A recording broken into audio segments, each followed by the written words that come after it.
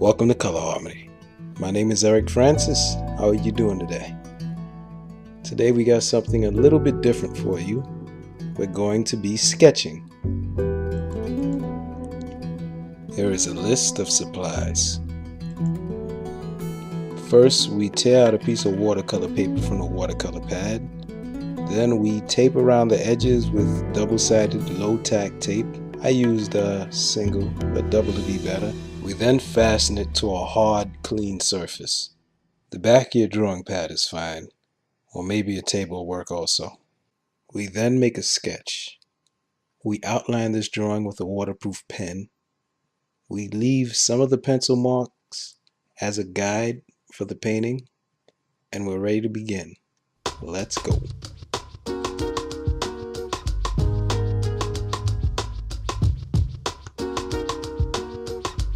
We're working from lightest color to darkest color. And we're going to stay mindful of the highlights because we're not going to paint in highlights. We're just going to work darker colors around lighter colors, which will imply highlights.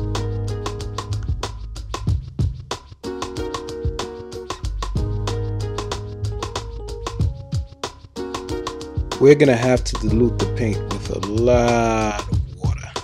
It's acrylic paint, but it's almost like a watercolor painting.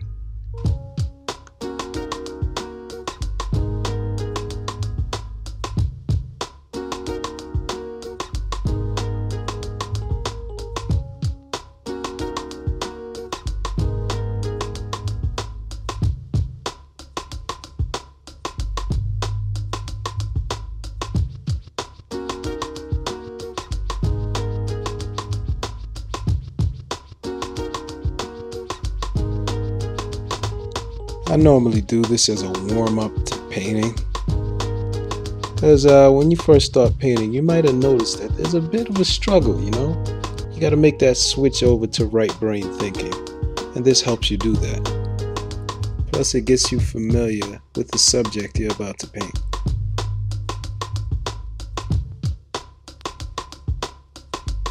Plus it's also less time consuming. In the beginning, especially if you're teaching yourself how to do this kind of thing, you're going to need results that's going to keep you going, that's going to motivate you, and you're going to get results pretty quick. Because sometimes these paintings, they take me hours, days, and weeks, and it won't take you that much time. It took me around 20-30 minutes to finish this. This is relatively simpler than what I normally do. Normally I have a bunch of different colors. We're just going to be using sienna, or mostly sienna for this one.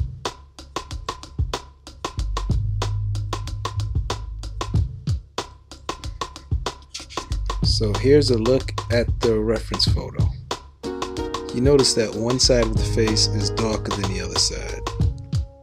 And you also see that I've have numbers 1 through 6. Each number represents a different color. Each color is reproduced throughout the face. So if you look at number 1, you see that it's on his hair, it's the darkest color. You can also reproduce it in the eyebrows and the eyes, the corner of the mouth, the nose, etc. Number 2, you can see it around the corner of the eyes, the shadow around the bridge of the nose, and the shadow around the nostril. And you'll also notice that each number corresponds to a color, and these colors, they form these abstract shapes. These are the abstract shapes you're going to have to reproduce when you paint.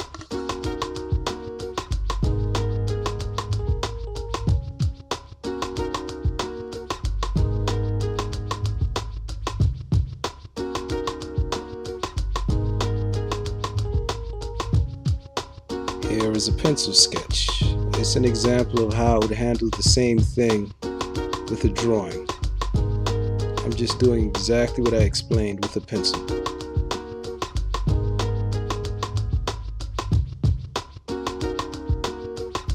If you take a look at the final sketch, you see how I was able to put the thing together.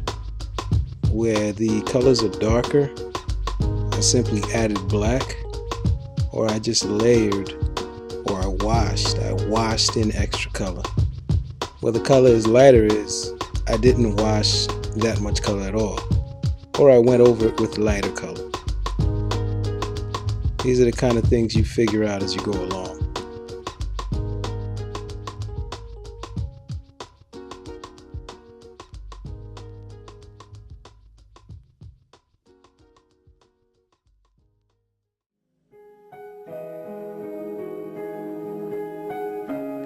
Thanks for watching.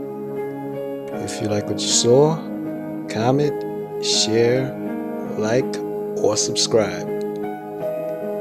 There is a link in the description that'll take you to my blog so you can see other artwork I've created.